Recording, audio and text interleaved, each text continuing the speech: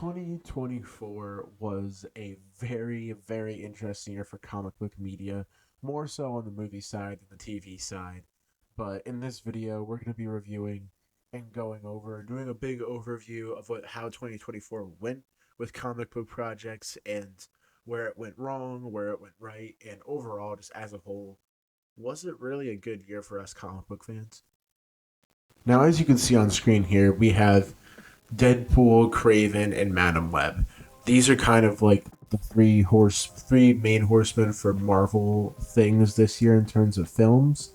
And confidently, I think 95% of people would say that only one of them was really good. And obviously, that being Madam Web. I'm kidding. I'm kidding, guys. I'm joking. I'm joking. But obviously it's Deadpool. Deadpool and Wolverine was the best comic book movie of this year. And, I honestly have not even seen Craven or Madam Web.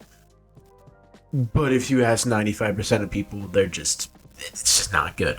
And, I think that in terms of Marvel this year, they took it very slow this year. They only released Deadpool and Wolverine and a few TV shows. But, the Sony Spider Man universe, they're just throwing everything at us, and that universe is a total mess right now. I mean, I'm recording this on the 28th of December, and as of right now, Craven is doing bad in the box office. But regardless, though, that universe is all messed up, and these two films are just very messy. Deadpool and Wolverine, though, really great. So, in terms of these movies, only one stands as being good and arguably more rewatchable, and I don't even plan on watching Madam Web or Craven the Hunter anytime soon either. Obviously, moving on to other films like Joker Folie à Deux and Venom Last Dance. I know, Deadpool's still in the corner. We're going to have to deal with that and also honor him as being one of the only good things of this year in terms of comic book stuff. At least for the movie side, like I've already said plenty of times. But you have Venom, and then you have Joker Folie à Deux. Let's talk about those for a second. Venom Last Dance is honestly probably my least favorite of the trilogy. That's not to say that it was bad.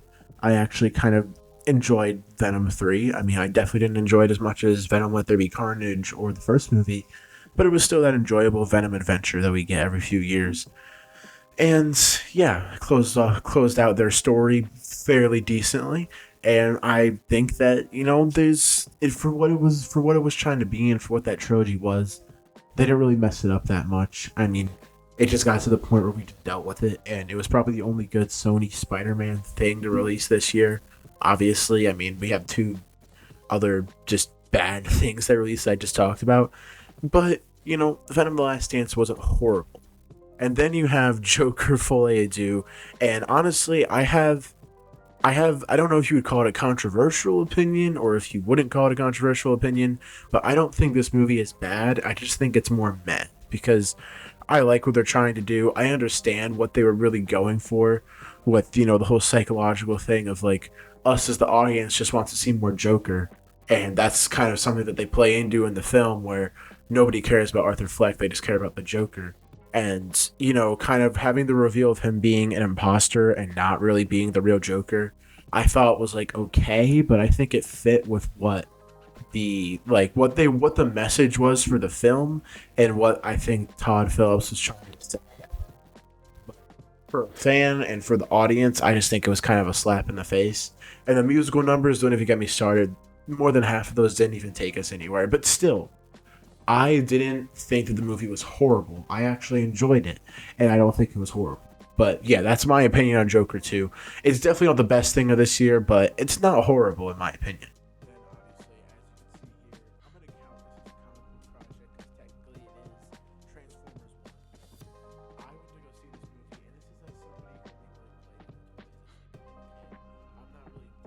and this is as somebody who only really played it until this is like a kid. I'm not really deep on the Transformers lore or anything like that, anything too crazy. Obviously, not as deep as I am to like Marvel and DC and stuff. But when I went to go see this movie, this was like right when I was about to leave theaters. I was really late on it. I went to go see the movie at AMC, and I love the hell out of this movie. I mean, I would go as far as to say that I think in many ways, in many aspects of the film, it's better than like Deadpool or Wolverine or something. But those are two drastically different films, and I'm not going to compare them because they're just so different. And this is in like my top six of this year so far. Not so far. I watched any movies this year.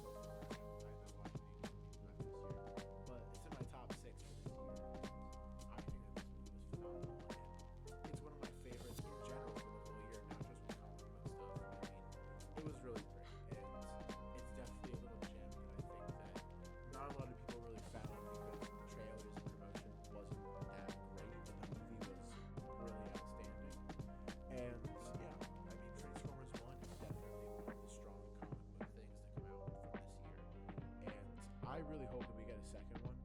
It doesn't look like we're getting a second one because it didn't really make that much money, but the fan response has been great. So I'm hoping that they see that and make a second one. But we'll see. I'm not quite sure about that yet.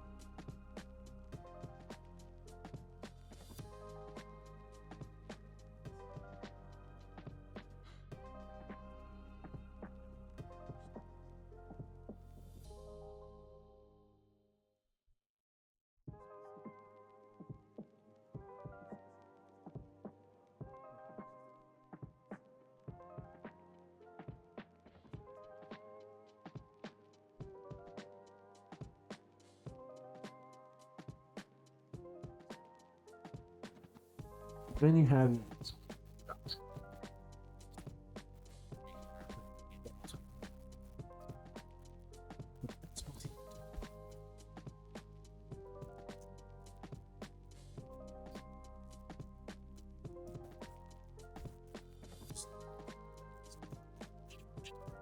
so great, and it's just been so much fun as a big fan of the comics to see it come to life on animation.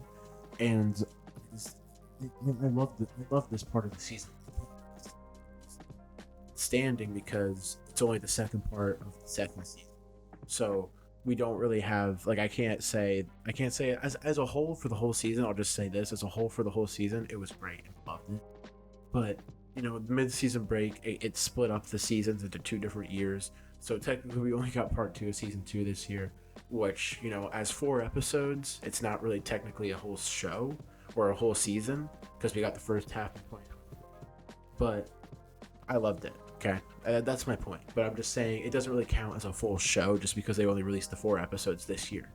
But yeah, I loved it. I love Invincible. The Boys. The Boys season 4. Let's talk about that. The Boys season 4 is one of my favorite things this year, I think. I mean, this season got a lot of hate at the beginning.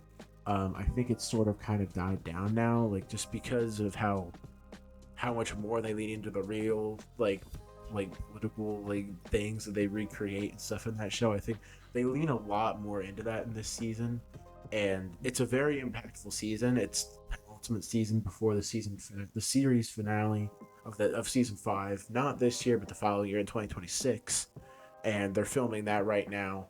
And I think it was a pretty decent season. This was the first show where I stayed up till 3 a.m. every single week to watch the new episode just because I was so excited for it. And yeah, I mean, I love the Boys. I can't wait for it. Yeah, it's a fun show. It's a really really fun show, and it does get too real. Sometimes it gets a little bit too real, and I feel like it's only going to get elevated in season 5. But season 4 was not as bad as people say, in my opinion, and it's definitely probably one of the strongest things to release of this year for TV shows. But then we get some of the really, really big heavy hitter surprises for me of this year, and honestly, they're some of my favorite things in comic book movies and shows in general. X-Men 90, X-Men 97 and the Penguin. Now, X-Men 97, I was looking forward to seeing what they would do, and I'd only seen a few episodes of the animated series, and I still have only seen a few episodes of the original animated series. And when I watched this show, I was just blown away. I mean, I loved it after the first episode, and I was just itching for a new episode every week. I mean, it was just awesome. We got a bunch of really cool animated characters appear in the show also. Like, every week, it was almost like there was a new animated Marvel character in there. Like, we had Spider-Man in there one week, we had Hulk in there one week, Iron Man and Captain America. It was really fun. And I just love how they made characters like Cyclops and Storm just really, really, they show how powerful, especially for Cyclops. And I just thought that series was a lot of fun. Unfortunately, I do not know when we're getting season two. I don't think it's going to be in 2025. I think that's probably going to be 2026. Marvel's already got too much releasing in 2025, so we'll see about that. But yeah, I'm excited for season two to see where they go. I mean, X-Men 97 was just such a huge surprise. But now, wrong thing. Now we look at the Penguin, and the Penguin, let me tell you, is one of my favorite comic book shows of all time. I mean, nothing can beat Daredevil and Loki for me. I mean, I love Loki, and nothing can beat The Flash and Superman Lois. But the Penguin gets very close. I love the Penguin. It was so much fun. They're in talks for season two, and it was such a great show. I was so excited to watch a new episode every week. I mean, the suspense that they had built and just everything with this character. I didn't think this show was going to work, but they built Oz as such a character because we didn't know anything about him when he was shown in the Batman. Then they build out of his character, and then they just now you get a whole. When you go back and rewatch the Batman, you just have a whole new kind of perspective on Oz and his background, and it kind of makes the Batman a better movie in that way. I mean, it can't really get much better than what I thought of the Batman previously, but when you rewatch it after you see the Penguin, like I did, it's just it just elevates the experience of seeing Oz and Batman interact so much. And if you're wondering why my hair is like this, by the way, I am trying to imitate Bruce Wayne from the Batman because I'm very, very sick delayed by a whole nother year. Anyway, the Penguin, one of my favorite things this year by far, 100%. And it was just so much fun, and I loved it. And I really hope that they do a season two, because at this rate, we could get a season two of the Penguin before the Batman Part 2. I don't think that's going to happen, but I mean, it's possible. And then we just got two small little shows I'm going to throw in there just to talk about for a few seconds. Agatha All Along. It kind of blew me away a little bit that I enjoyed it as much as I did. And it was just a fun series. I can't wait to see where we're going to see those characters go next. And I really enjoyed seeing Lady Death. I think she's probably my favorite part of that season. And just seeing her get introduced was really fun. And then all the theorizing that came after that and stuff was a lot of fun. I really enjoyed it. And the Witches Road, everything was really great. And I'm excited to see where Wiccan and Agatha go next. I mean, it's not a perfect show, but I'm definitely excited to see where they go next. And episode 7 of that series, by the way, is one of my favorite from Marvel for Disney+. So, hands down, 100%. A lot of people would agree with me on that. And then you have Creature Commandos, which I'm not going to talk too much about because it's still going, but 5 episodes in out of the 7, I'm loving it, and I think it's a really good start to the DCU, and it's really, really fun, and it's a great addition to the 2024 slate, just to kind of make things better for us, kind of, because comic book fans have really been kind of like struggling this year a little bit, especially with the movies, but we've already talked about that. Creature Commandos, very good. I can't say too much just because I haven't seen the last 2 episodes, and they don't come out until next year, technically, unfortunately. So most of it doesn't really count as like 2024, but it's a nice way to go out with 2024 with a really good show. So yeah, going over my opinions on all of those things for 2024, I think that this year was definitely a very mixed bag in terms of projects and stuff that people enjoyed. I personally enjoyed, I think, more than I did not enjoy, but there's still been a lot of ups and downs this year. 2025 is looking like it's going to be a very big improvement for comic book projects. We have a lot to come. Unfortunately, I don't know how many Marvel things are going to hit, but I know that we have a lot of DC things next year that are going to be really fun to watch, that I'm very excited about. So if you guys want to see my video that I'll be releasing soon about my 2025, going over all the movies and shows that are going to be releasing next year and the things I'm most excited about, and then talking about them and stuff, stay tuned because that video will be out very soon. But yeah, my overview for 2024, it was alright. It wasn't the best year for comic book projects. I mean, it definitely wasn't a big hit, but we had some big hitters in there that I really liked. And I want to hear from you guys in the comments below. What did you think of this year for a whole for comic book projects? You think it was good, bad, meh, whatever? And are you excited for the future? Because it really seems like we're only going to be going up from here now, because we had this really boring year of comic book stuff. Now it seems like it's going to be elevated in 2025 and 2026 and beyond. So are you guys excited about it? Let me know your thoughts about it down below, and make sure to subscribe to the channel because my goal for next year is to get 5K. That's a really big goal for me, but it's going to be a big goal. And I want to say thank you guys for all the support of this year. This year we hit 1,000 subscribers. It was great. And that was a really, really proud moment, and I'm really happy about that. And we're only going to grow from here. So, yeah, stay tuned. Let me know in the comments below what you thought of the 2024 year for comic book projects, and I'll see you guys on the next video.